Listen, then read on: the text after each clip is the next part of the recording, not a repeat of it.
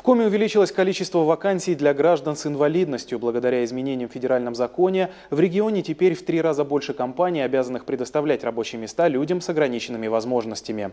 Некоторые предприятия даже перевыполняют положенные нормы, и все-таки на учете по безработице продолжают стоять трудноспособные граждане с инвалидностью. Почему, выясняла Ольга Коняева. Вероника Журавлева, жительница Эжвы, но трудоустроиться в своем районе не смогла, даже несмотря на высшее юридическое образование и огромное желание работать. Либо магазины идут, либо детские сады, но там очень мало вакансий есть для людей с ограниченными возможностями. А если рассматривать уже город Сыктывкар, то для меня это, например, транспорт. То есть автобусы не приспособлены, и поэтому добраться очень проблематично. Сейчас Вероника работает в Сыктывкарском отделении общества инвалидов.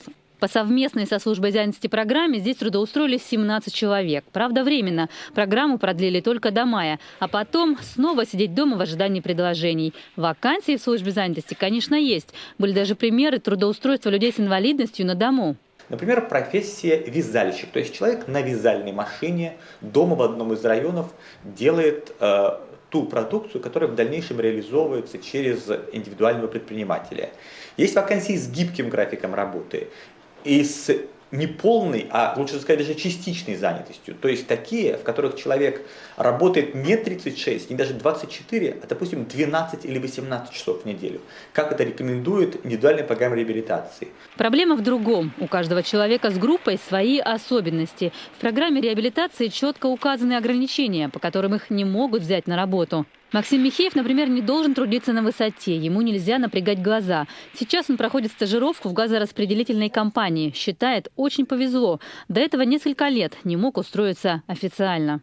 Для того, чтобы закон федеральный о квотировании рабочих мест для инвалидов исполнялся, мы регулярно ходим на ярмарки вакансий, которые организовывает Центр занятости населения, общаемся с претендентами, которые желали бы устроиться на работу. Но ввиду того, что наше предприятие имеет определенную специфику, все-таки газоопасные работы, принять на работу мы можем не всех, то есть вот только тех, у кого нет противопоказаний. Максим Александрович пришел к нам как раз с Центра занятости по направлению, полностью нам подошел, и мы его с удовольствием трудоустроили. Организация со штатом 35 человек должна принять хотя бы одного работника с инвалидностью. Если сотрудников больше 100, уже 2.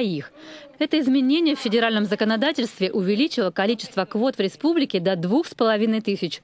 Но и этого недостаточно. Жителей трудоспособного возраста с ограниченными возможностями в регионе в 5 раз больше. К тому же им нужны определенные условия труда. Например, кондиционируемый кабинет для больного астмой, специальная санитарная комната или транспорт для передвижения.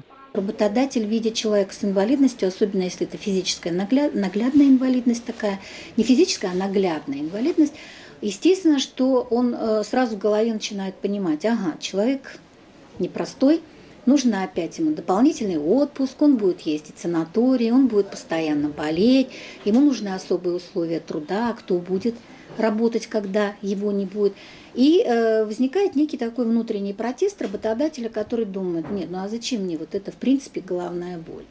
К слову, некоторые предприятия республики перевыполняют положенную им квоту. Но есть, конечно, и менее ответственные компании. Если человеку с ограниченными возможностями незаконно отказали в трудоустройстве, нужно заявить о проблеме через виртуальную приемную или напрямую в управление занятости. В социальном ведомстве в марте собираются встретиться с нерадивыми работодателями.